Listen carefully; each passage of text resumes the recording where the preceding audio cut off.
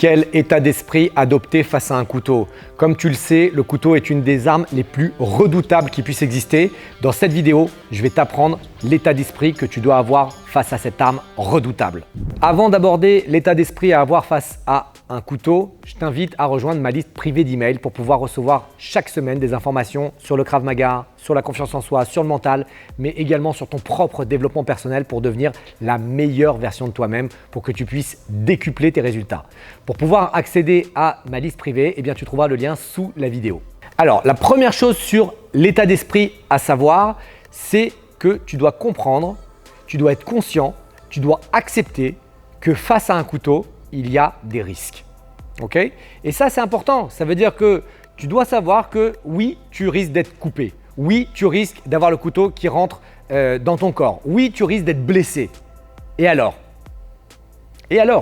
D'accord? Si jamais tu commences à voir la lame et à paniquer complètement et à dire « je ne sais pas quoi faire, il y a une lame, je vais mourir », ça ne va pas du tout. D'accord? Accepte qu'il y a les risques. Accepte que tu vas peut-être mourir. Accepte que tu vas être blessé. Accepte que tu vas avoir des cicatrices, des séquelles, peu importe. C'est déjà le premier pas vers le couteau. Et lorsque tu pratiques les techniques face à un couteau, mets-toi en situation. Okay? Évidemment, lorsqu'on pratique, eh bien, on essaie de mettre un couteau en plastique, on essaie de mettre un couteau avec la lame qui est émoussée, qui n'est pas dangereuse, mais mets-toi en situation en te disant « c'est un vrai couteau, je ne suis pas à l'entraînement ». La personne qui est en face de moi, elle n'est pas là pour être gentille avec moi, pour être sympa avec moi, elle est là pour me faire du mal, même si tu es à l'entraînement. Okay? C'est très important parce que ce que tu penses dans ta tête, si tu dis « ouais, ça va, c'est bon, il n'y a pas de problème, je suis à l'entraînement, c'est un couteau en plastique, il ne veut pas me faire du mal », eh bien, ce n'est pas en lien avec l'état d'esprit du combat, avec l'état d'esprit du couteau. Donc, sois conscient des risques, sois conscient du danger. Et la deuxième chose, donc c'est toujours dans cet aspect état d'esprit de conscience, c'est que la personne qui est en face de toi, ton partenaire à l'entraînement, il doit essayer de t'attaquer pour te toucher. D'accord? Parce que s'il n'essaye pas de te toucher avec le couteau, s'il te fait des mouvements devant toi dans l'air, parce que lui, il a peut-être peur de te toucher, même si c'est un couteau en plastique, eh bien, ça ne te fait pas comprendre que tu es en danger.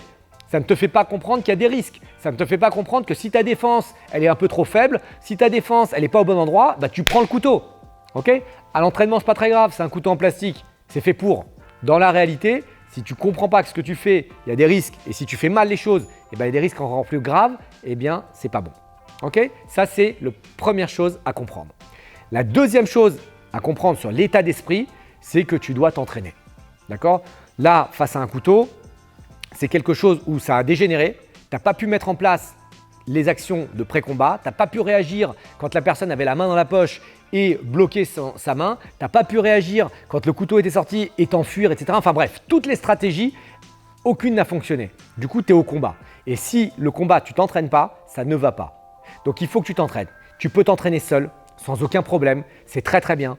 Tu t'entraînes seul, tu pratiques régulièrement, 5 minutes par jour, 10 minutes par jour, un quart d'heure par jour, ce que tu veux.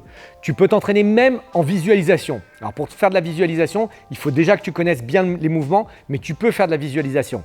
Ça, m'entraîner seul et m'entraîner en visualisation, c'est ce que je fais régulièrement puisque je voyage beaucoup. Et pourtant, je dois continuer à progresser. Il y a ce qu'on appelle les neurones miroirs dans le cerveau qui permettent de déclencher les mêmes neurones que sur des actions réelles, physiques, alors que tu n'es pas en train de t'entraîner. Donc ça, tu peux déjà le faire, même si tu t'es trouvé l'excuse « ah ouais, mais j'ai pas le temps d'aller à la salle, ah oui, mais j'ai pas de partenaire », tu peux déjà le faire seul. La deuxième chose, c'est que tu t'entraînes avec un partenaire aussi. Donc tu as des possibilités de t'entraîner seul, des possibilités de t'entraîner avec un partenaire. Et encore une fois, partenaire, c'est bien si tu vas à une salle, tu prends ton partenaire et tu t'entraînes en salle. Peut-être que tu es pratiquant de Krav Maga et que tu regardes cette vidéo, mais si tu n'es pas de pratiquant de Krav Maga, eh ben, prends ton conjoint. Okay? Prends un ami, prends un collègue de travail et dis-lui « viens, on s'entraîne ensemble ». Ça peut être des mouvements qui vont nous sauver la vie, il n'y a aucun problème. Et même si ce n'est pas pleine bourre, même si ce n'est pas sous la supervision d'un instructeur comme dans une salle, c'est mieux que rien. C'est mieux que de ne rien faire et d'attendre de se faire agresser. Et le troisième principe dans l'état d'esprit, c'est aller au combat jusqu'au bout et ne jamais s'avouer vaincu. Ça, c'est très très important. Je sais que c'est une lame, je sais que c'est dangereux, je sais qu'il y a des risques, je sais que tu peux mourir, mais si dans ta tête tu te dis c'est terminé, c'est sûr que c'est terminé.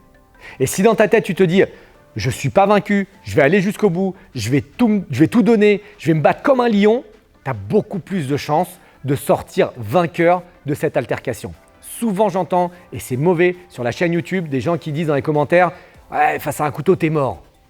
Mais évidemment qu'avec ce type d'état d'esprit, face à un couteau, t'es mort. Oui, évidemment. Et encore une fois, mon discours, ce n'est pas un discours où je te dis face à un couteau, t'es Superman, t'es le plus fort, t'es James Bond, il n'y a pas de problème. Non, c'est juste une situation où je te dis rien n'a fonctionné. Rien n'a fonctionné. Tu as tout essayé. Tu as essayé de désamorcer, tu as essayé de s'engager. L'attaque, elle est là. L'attaque, elle est là. Elle est sur le fait. Donc maintenant que tu es dans l'attaque, donne tout.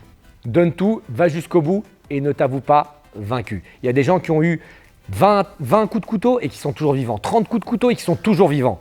Donc s'ils sont toujours vivants, pourquoi ça ne t'arriverait pas à toi? Ok, ce ne sera pas très joli, ce ne sera pas très esthétique. Au pire, tu auras une jolie histoire à raconter à tes enfants ou à tes petits-enfants, mais ne t'avoue pas vaincu. Si tu as envie d'apprendre à gérer une situation face à un couteau, si tu as envie de comprendre les concepts, les stratégies, les techniques, les tactiques liées au couteau, sache que j'ai un cours en ligne qui répond à ces besoins exactement. Pour pouvoir rejoindre ce cours en ligne, tu trouveras le lien sous la vidéo. Comme tu fais partie de ma communauté, j'ai décidé de faire un geste pour toi et de te proposer le cours en ligne à un prix spécial de réduction de 50% par rapport au prix normal. Le lien se trouve sous la vidéo, tu auras tout de suite accès à ce bonus. À très vite.